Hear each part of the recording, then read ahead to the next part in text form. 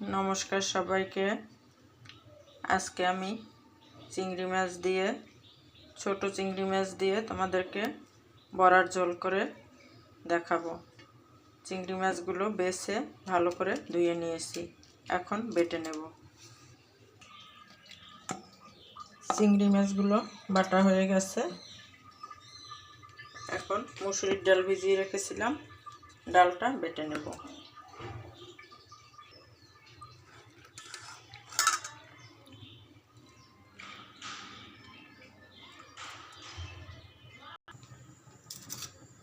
বড়ার ঝোল রান্না করার জন্য এখানে পেঁয়াজ,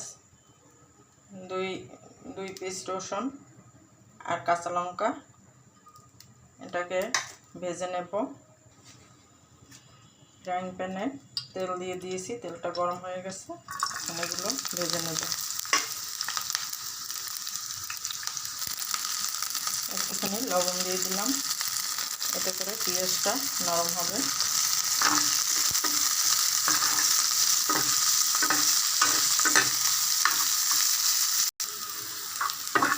পেঁয়াজ রসুন ভাজা হয়ে গেছে, কাঁচা লঙ্কা এখন বেটে নেব। শিলনোড়াতে বেটে নেব। পেঁয়াজ রসুন আর কাঁচা লঙ্কাটা আমি কাঁচা লঙ্কাগুলো ভেজে নিয়েছি, এটা এখন বেটে নেব। এখানে চিংড়ি মাছ বাটা, মুসুর ডাল বাটা, এটা এখন মেখে নেব। লবণ দিয়েছি, আদা জিরা পেস্ট করা দিয়েছি, আর হলুদ গুঁড়া দিয়ে দেবো একটু, ধনে গুঁড়া,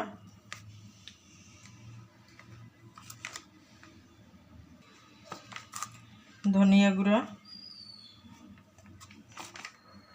আর দিয়ে দিয়েছি একটু গোলমরিচ গুঁড়া, দিয়ে দেবো একটু গরম মশলা গুঁড়া, আর পেঁয়াজ রসুন আর কাঁচা লঙ্কা ভেজে রেখেছিলাম সেটা বেটে এই দিয়ে দিলাম। এখন মাখিয়ে নেব। দিয়ে দিলাম একটু নারকেল বাটা,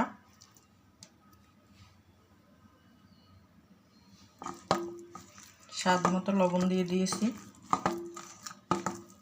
ভালো করে মেখে নেব। ফ্রাইং প্যানে তেল দিয়ে দিয়েছি, তেলটা গরম হয়ে গেছে, এখন বড়াগুলো ভেজে নেব। লো আছে ভেজে নেব বড়াগুলো।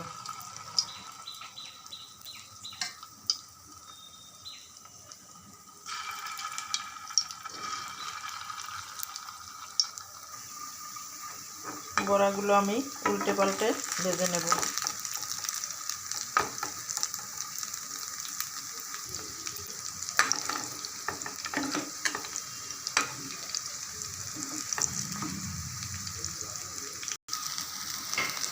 বড়াগুলো ভাজা হয়ে গেছে, এখন তুলে নেব।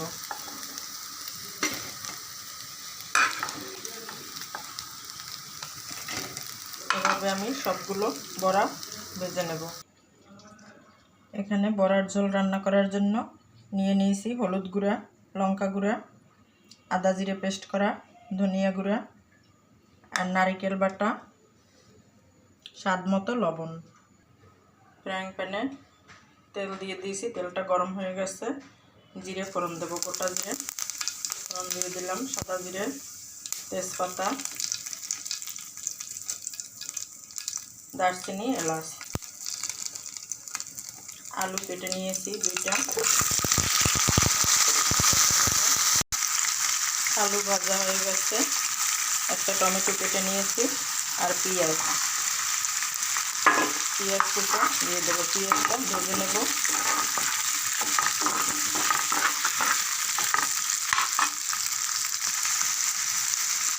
পেঁয়াজটা ভাজা হয়ে গেছে, এখন মশলাগুলো মিশিয়ে নিয়েছি,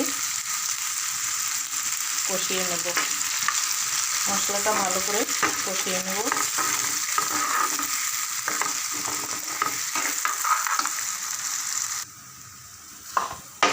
অন্য একটা কড়াইয়ে রান্না করে নেব, কারণ ফ্রাইং প্যানটা ছোটো মনে হচ্ছে। রান্না করা যাবে না।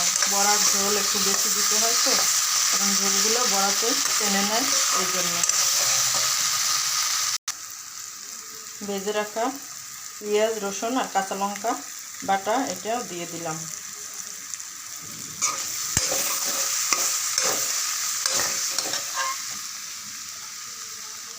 দিয়ে দেব পরিমাণ মতো জল।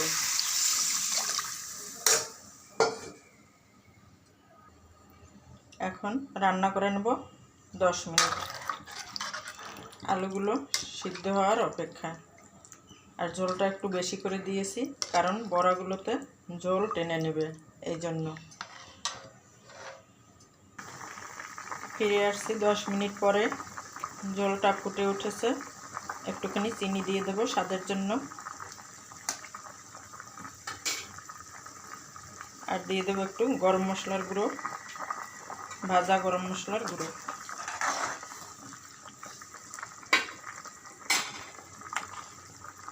এখন দিয়ে দেব বড়াগুলো। কিছু বড়া আমি গরম ভাত দিয়ে খাওয়ার জন্য রেখে দিলাম। আরও 5 মিনিট রান্না করে নেব।